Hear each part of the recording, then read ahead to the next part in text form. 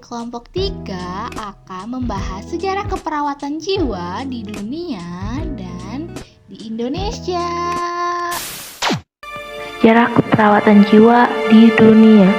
Dalam sejarah evolusi keperawatan jiwa, kita mengenal beberapa teori dan model keperawatan yang menjadi inti keperawatan jiwa yang terbagi dalam beberapa periode. Pada awalnya, perawatan pasien dengan gangguan jiwa tidak dilakukan oleh petugas kesehatan. Perawatan bersifat isolasi dan penjagaan. Mereka ditempatkan dalam suatu tempat khusus yang kemudian berkembang menjadi primary consistent of custodial care. Yang pertama, pada zaman Mesir kuno, gangguan jiwa dianggap terjadi karena adanya roh jahat yang bersarang di otak manusia. Yang kedua, pada zaman Yunani, pada zaman ini gangguan jiwa sudah dianggap suatu penyakit. Upaya pengobatannya dilakukan oleh dokter dan orang yang berdoa untuk mengeluarkan roh jahat dalam tubuhnya. Yang ketiga, zaman Vesalius. Andreas Vesalius merupakan ahli anatomi dari bangsa Flemish dan penulis dari buku yang memiliki pengaruh pada ilmu anatomi. Revolusi Prancis I, yang dimana revolusi ini Pinel berusaha memanfaatkan revolusi Prancis untuk membebaskan belenggu pada pasien gangguan jiwa.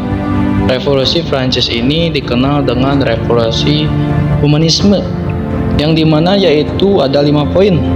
Yang pertama yaitu revolusi kesehatan jiwa, yang kedua yaitu revolusi kesehatan jiwa 3, yang ketiga yaitu abad 18 dan 19, yang keempat yaitu abad 20, yang kelima yaitu awal abad 21, yang dimana pada awal abad 21 keperawatan berfokus pada tindakan preventif atau pengobatan berbasis komunitas menggunakan berbagai pendekatan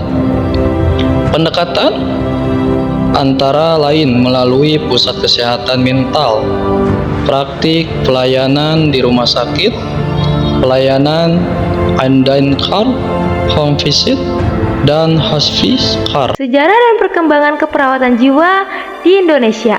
Yang pertama, masa penjajahan Belanda. Pada masa pemerintahan kolonial Belanda, perawat berasal dari penduduk pribumi yang disebut Velveger dengan dibantu Ziekenoppaser sebagai penjaga orang sakit.